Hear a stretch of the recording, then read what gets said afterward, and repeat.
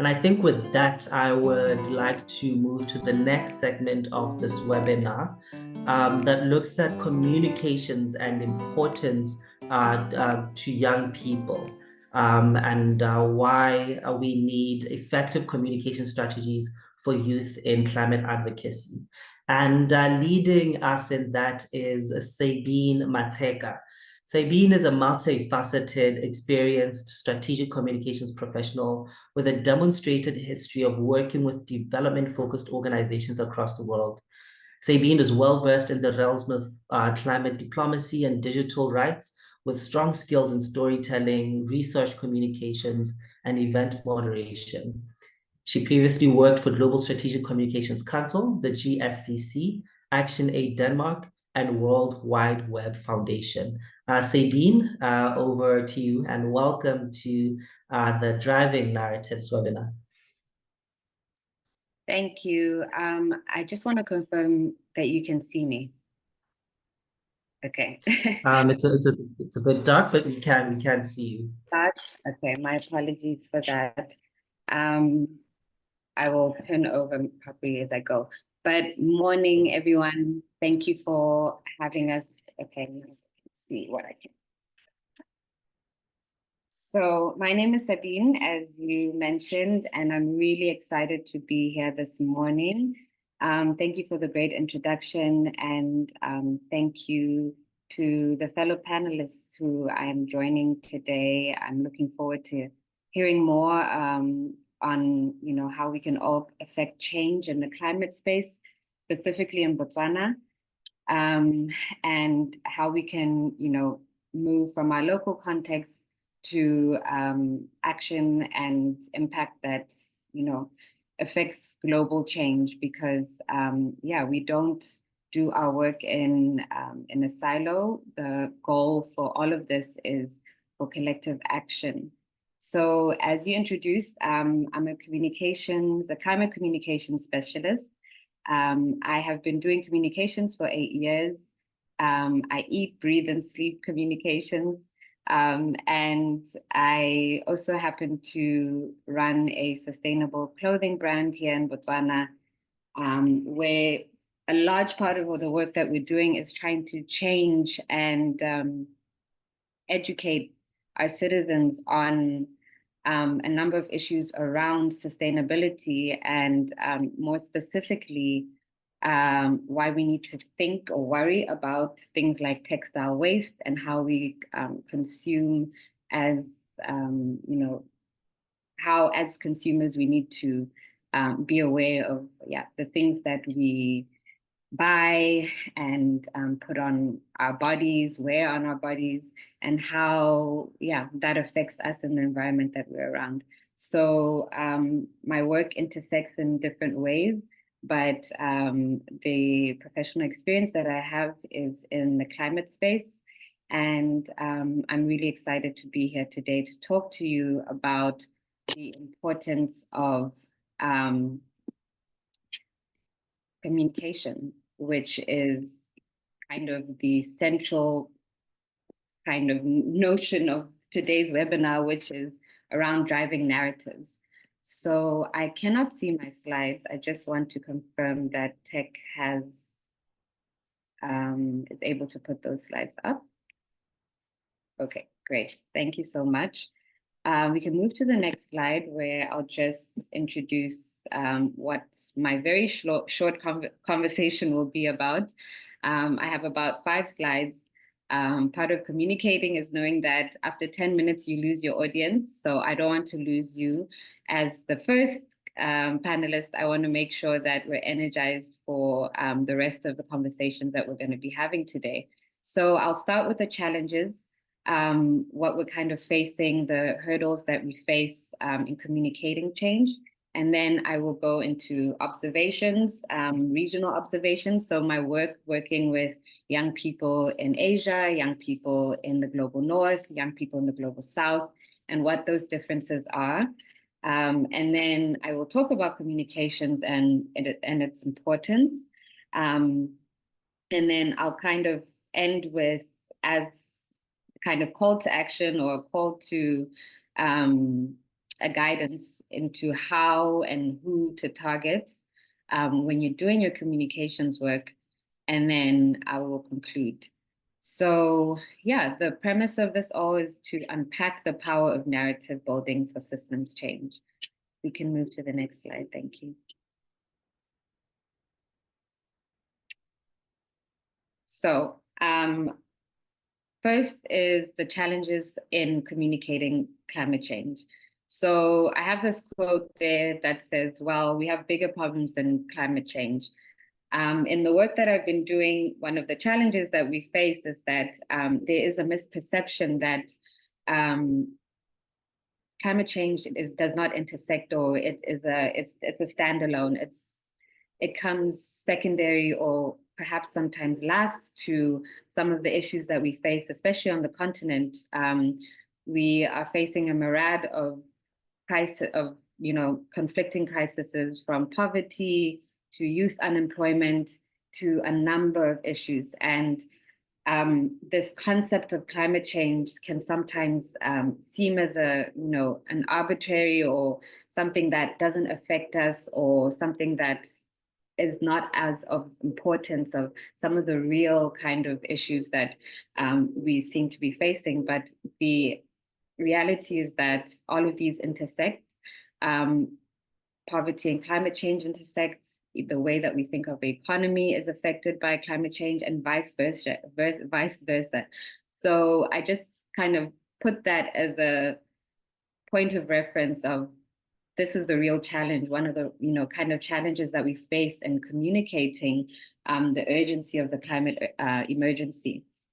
So the first is kind of a mismatch of values, and there's a mismatch between the climate message and the history of the climate message, who has been driving this climate message, what the message says.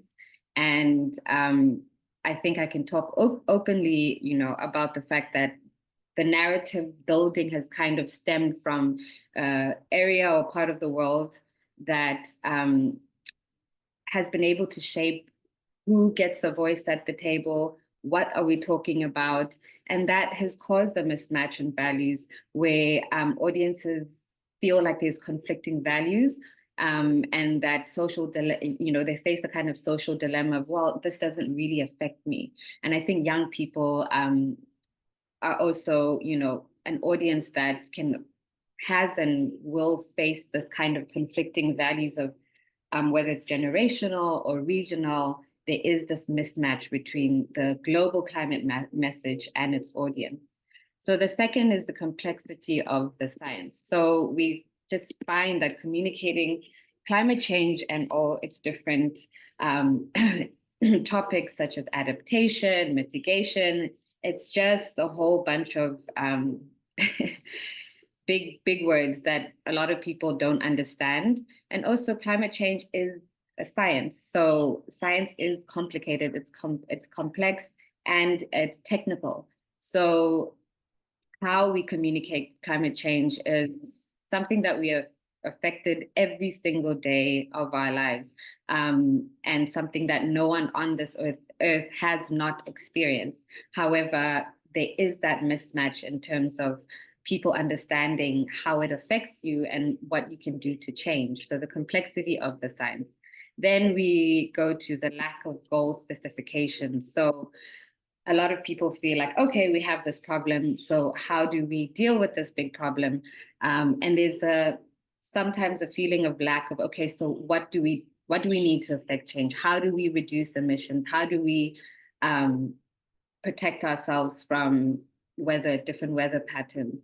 And in doing so, when there's a lack of goal specification, then we have a harboring of feelings of fear, and then it shifts to blame, and again, we lose the message, and the whole idea of communicating change becomes lost, because people defer to feelings of, this is too complicated, this is too scary, this is a them problem, and it just makes it very difficult to affect change. So next slide, please. So moving to our observations, in these challenges is looking at how we communicate differently as regions, as parts of the world. There are differences on how we communicate within the continent. We talk about having a unified African voice, but what the east of Africa is facing is different to what the south is facing.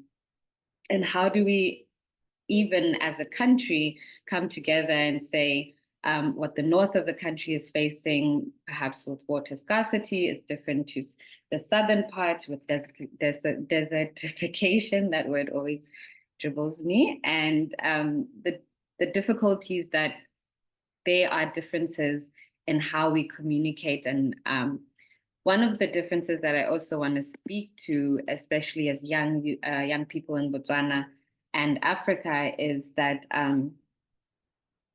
the conviction that the understanding and mitigating of climate vulnerability of richer and poorer countries requires taking into account that we live in an interconnected world. So where a threat in one place can easily ripple out across other countries and continents, there is a need to realize that we do have differences, but there is one fundamental thing, that is that, you know, we live in an interconnected world. So this threat affects us all. So second observation is in local nuances and how we communicate.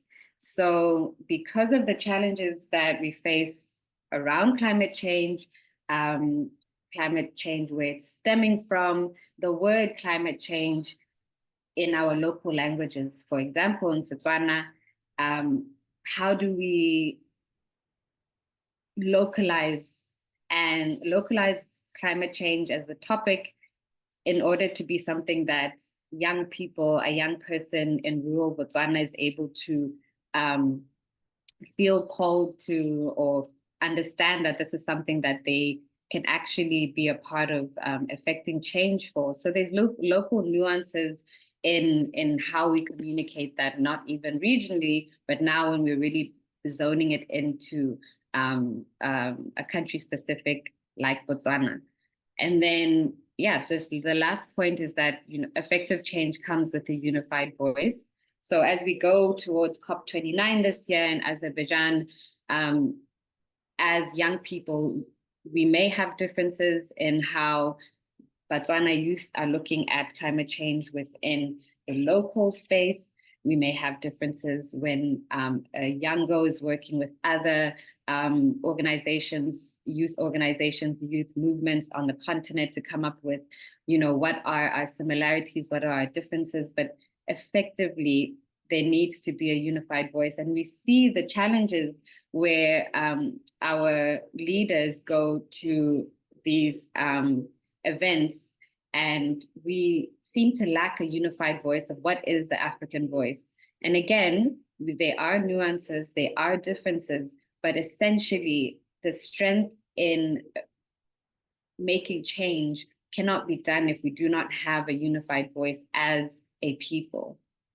So I will move to the next slide, please. So this is where we can delve in a little bit about how young people can affect change. So first of all, African youth are the face of the climate movement. Young people are the face of the climate movement. That has been something that we know, and the work that some of the organizations that are present here on this call, as well as some of the individuals who are here. We have some, you know, amazing young African youth voices, and from bigger voices like Vanessa Nakate to up and coming voices, the grassroots voices, we are the face of the climate movement.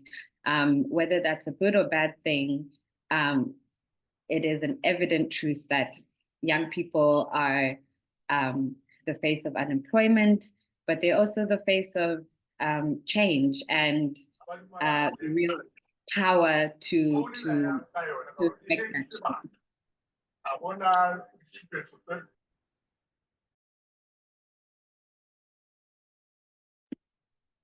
So, okay, the next point is that climate change as a generational issue. So generations differ in their contribution to climate change and the susceptibility to its effects. I think we all kind of know that, and especially as young people, that's something that a message that is kind of driven really heavily is that, you know, as young people, we were born into the climate change. We don't know a world that's any different to that. I would say born into the climate crisis, rather. And contextualizing climate change as an intergenerational issue, therefore, alters public engagement, like how we speak about climate change. So I'm just going to point to a couple of points from the statistics that I've done around communicating and some of the findings that we've found on communicating. And that one of them is that we find communications that highlight generational differences in the causes and effects of climate change have generally been found to be unhelpful. So basically saying or pointing to the differences of we are young people or we are older people and kind of this is what we're facing, and or blame shifting or whatever it may be, have generally been found to be unhelpful. And actually, we find that they increase worry amongst young people more than any other group. So this kind of difference, highlighting of differences actually affects us more as young people. And it actually causes us to feel that we don't have any motivation for us to act. So another point is that most young people underestimate how worried older people are about climate change. And this very misperception correlates with belief that people are less likely to work together to mitigate climate change. So African youth are the face of the climate movement, but also the face of the climate crisis. How do we work, or how do we ensure that the messaging and narratives that we're driving as young people allow us to pull in a unified movement for climate change as Africans, rather as young people or older people of trying to mitigate the issues that we're seeing on climate change? And then lastly is that communications about climate change likely benefit from avoiding highlighting how climate change,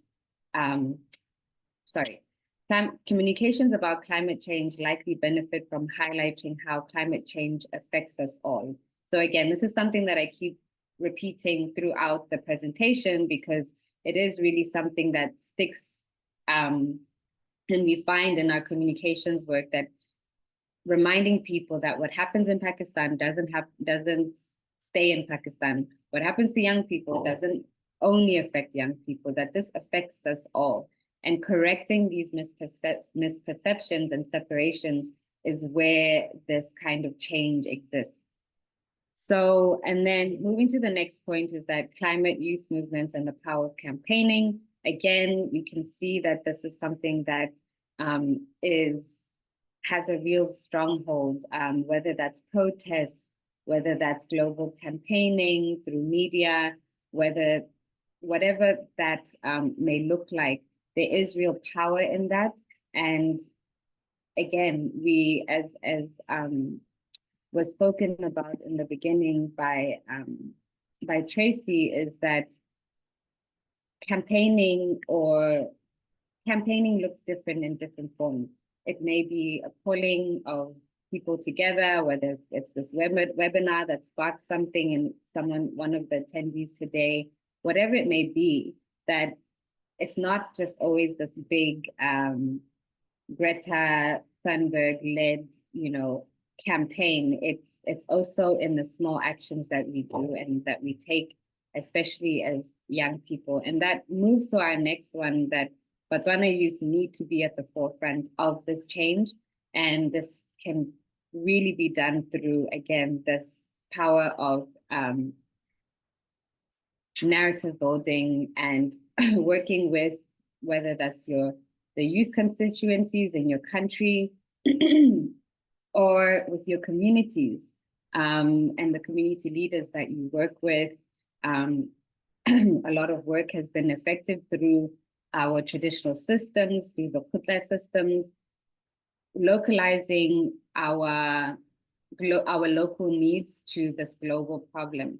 Botswana youth need to be at the forefront. I am happy and glad to see that we have young Botswana negotiators who are able to attend COP and to be in the rooms where decisions are being made, and we're able to tech support. We've lost our slides there, but that's okay. Just warning you that your screen is sharing. So just back a slide, please. So making sure that we're able to ensure that Botswana youth are at the forefront. We need more young people as negotiators. That is a form of communication. That's a way of affecting change, where we have young people who are educated on climate change and can really be just mouthpieces for the issues that we face as Botswana. So lastly is communication and the need for strategic guidance. I think communication is so many things. The criticality here is the strategic guidance around it. So how we think about communication is also changing, especially in the climate space. Strategic communication is a huge element of that, where you have a specific goal. And in this case, when we're talking about narratives is just basically building up a story or a context to support your views. So when we think about Botswana youth and when we think about narrative building and the strategic communication that falls under narrative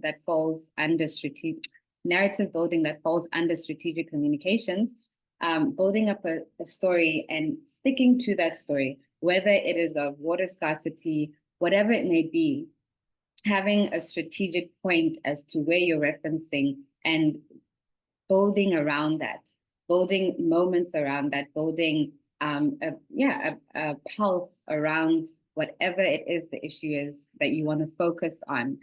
There's some issues that are more sexier than others. Mitigation is something that, we know a number of actors are very interested in that. But there's also lesser known or lesser cared for issues such as adaptation, which can be seen as an African issue or whatever it may be, or a global South issue. So really needing an importance and ensuring that in whatever the work that we do, we're not broad about it, we're strategic about it. Next slide, please. So I will conclude with kind of thinking about our communications. Who do we target and how? So the first thing is that the climate bubble is a very difficult space to kind of break out of. We find repeatedly that the work that we do in communication kind of falls into this bubble of the same people, a small group of experts and policymakers and discussions that seem to stay within the climate bubble. And we're finding that that's not obviously helpful. And again, it becomes with this technicality and the complexities of the science. The articles that we write can be very jargon heavy and can kind of exclude the average person from understanding why these narratives are important. I think as young people, that's something that we are gifted at, being that there can be a real benefit from simplifying. We need this as young people, and this is why we need it. So being able to communicate that clearly, and in order to do so, breaking out of this kind of climate bubble that we find the news circuit and the news around climate change staying in, and doing that through targeting local and global media. Local media is still something that can be further developed in how we as a local media are communicating on climate change. But I'm really glad to see that we have some young journalists who around, whether it's leading up to COP, because, you know, climate change can also be something that's not the news of the day every day. But at least when we do have, I hope we have some journalists today who may be attending, but engaging with the concepts of what the main topics may be around a big summit like COP29. Why should Botswana care? Are we discussing critical minerals? How is that linked to our current conversations in the country? And why is Botswana not on, you know, why are they not in the discussions around such things? So as young people, how we decide to engage with the media is a critical thing, and whether that may be in providing workshops as Yango or other organizations to ensure that media are able to communicate clearly on what Botswana are facing, and then, you know, also then linking that to how we speak to global media about the issues that we're facing as Botswana. We find that Botswana, on a global media sense, in terms of climate change, where we are kind of beyond the conservation talks, we're not finding that we're having those conversations on a mainstream basis. So again, beyond the conservation talks and how things like water scarcity in the Delta and others may be facing communities around that, we're not hearing what further issues are facing our communities. So again, looking at how you specify on a topic, and then linking that to global conversations. Again, e.g. critical minerals, that's a huge discussion. How are we bringing that in as Botswana? And then engaging your community leaders. I want to wrap quickly. I'm aware about my time. And ensuring that, as I said, like speaking to whatever localized leaders that may look like, let's not underestimate the power of that. Finding ways to reach those at the top. There are difficulties in that in the context that we function in, but they are ways that we ensure that if there's a call out, parliamentary discussions, I'm forgetting the term, where we're able to comment. That's something that we want to make sure that we're doing as young people and making sure that our voices are heard. And then sustaining change and building connection. There's power in finding out what our colleagues or our fellow Ugandans are doing on climate change, working with South African youth activists on what they're doing, how they're affecting change in their communities. So also the power in understanding and building those connections.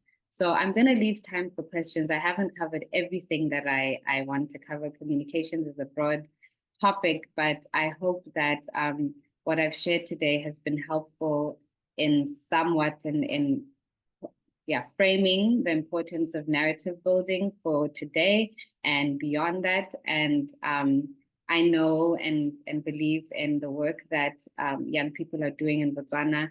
And I'm happy that we are having this conversation today and looking forward to the LCOY conference that will be happening later on this month. And these are critical things and a form of communication that is, you know, putting our issues as young people and also making sure that the central focus of this meet is on children and youth. That's, you know, a really important dynamic that will help us in the work that we do as young people. So I thank you for your time, and I hope I was able to reach some people in the work that I presented today. Thank you. Thank you very much, Sabine, for that comprehensive presentation, right? Just around what do we have to say about climate change? What are we saying about it? Why do we need to have an opinion about it? And how do we go about strategically talking about it in a way that actually has some sort of impact? Thank you very much, Sabine. I think I would have time for just one quick question, and we'll move on to the next presenter. One quick question for Sabine. If there's no other question, we will move on to the next presenter. Tech Support has shared Sabine's LinkedIn. If you're interested in engaging further with Sabine, please check out her LinkedIn. I'm also noting that we have Botswana joining us from all over the country, from as far off as Maun to Tsabong to Khabani, even young Botswana in the diaspora joining in from Zambia as well.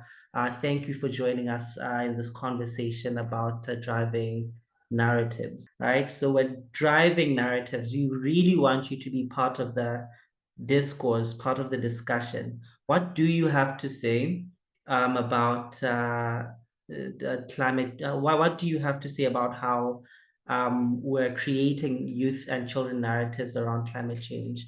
Some of you might be young people working around climate. And so what have been your experiences as well, just around effective communications or effectively communicating and bringing out the issues around climate? Please feel free to share. All right, noted the yeah, I'm looking for your comments in the chat. What have been your experiences as someone working on climate change or in environmental protection, just around how you're communicating climate change? So maybe I can just briefly make a point. Okay, someone has Yes, please. Oh no, I just noted someone has a point, so maybe you wanna go to that. All right, Tinaye Mabara says, good morning. I don't really have a question, but I just wanted to share that in framing narratives around climate change, we need to be very intentional about how we speak on our abilities to solve our problems as Africans. We need to frame Africans positively. The future is here, and Africa has the largest population of youth. They need to believe that they are capable. Absolutely. I think that's a great comment. And I'll just make a point to say that communicators around Africa, we have an important duty to take forward the message of a continent of hope, of promise, and of vast potential. So he or she, they've really put a really critical point is that, and again, in the points I was making is that goal specification, our goal as a continent is to grow, to really tap into our untapped potential. So we have an important duty to take forward that message of positivity. And positivity doesn't mean that we're not pointing to the realities of what we're facing young people. So yeah, I'll just end there. Yeah, definitely. And also, I think interesting factoid, Tinaya is a digital creator herself, and she's a climate change communicator. And she does this via her social media platforms, creating content that covers the climate reality in Botswana, as well as some solutions. And I think I want to highlight the solutions aspect because in the comment, she speaks about framing Africans positively. And so in her content, she highlights what different young people are doing to address climate change in their own different ways. I think it's a creative way to craft the narrative, right? Just on climate action, and to share with the rest of the world as well. Thanks, Tinaya, for that comment and for your incredible work as a climate advocate in Botswana, youth climate advocate in Botswana. If you can reach to her on Equigirl Africa. We have another comment from Lorato Mudongo, who says, I work with the African Union Center for Girls Education. To answer the question, I had not been directly working on climate change. It, however, emerges as directly influencing the work I do. that is access to education for children in Africa. Many people are internally displaced because of climate change, and it affects children's access to learning, retention, and completion rates. We therefore should intentionally unpack the ways in which climate change seeps into the different disciplines we work with. Absolutely. And again, to the point that I made is that we find that you may not be directly working on climate change. Your work may not be climate change, but the fact that you work on girls' education is, basically a big center of one of the parts of how climate change is affecting our our livelihoods in different ways. I mean, off the top of my head, girls' education is, you could look at many factors as to why young girls are not being able to access education. And there are a number of issues as to how that intersects with, the way that their community may be affected, whether that's due to natural weather patterns, that may be because women are not able to go to school because they have responsibilities at home that may be affected, like fetching water every day. There's some crazy statistics as to how many hours some girls, women, children face just doing the task of daily water fetching, and that can exclude a young girl from being able to go and get her education. So these are the things that we may not directly put there as a climate change effect or issue, but as she's rightly, Lerato has rightly placed and said, is that we need to be intentional about unpacking the ways that these things seep into the different parts of our livelihoods. So thank you for that comment. Definitely. Yeah. Thank you so much, Sabine. I think the last comment I'm taking is from Joseph Sahodi. He says, great reflections from Sabine. I like the point on using comms to break down the science. This will be the key leaders. This will be key for leaders who can help with driving climate narrative in contextual manners to their communities. Definitely, Joseph. I think keep the comments going. Let's keep the conversation going in the chat, right? Let's keep the conversation going, and we'll move over some of the questions to the Q&A as well. We'd address them a bit later. Thank you so much, Sabine, for that incredible presentation on building effective communication strategies for narrative building. Thank you so much, Tsepiso. Thank you to our attendees for engaging with my work, and looking forward to answering some of the questions at the end. Awesome. Thank you very much.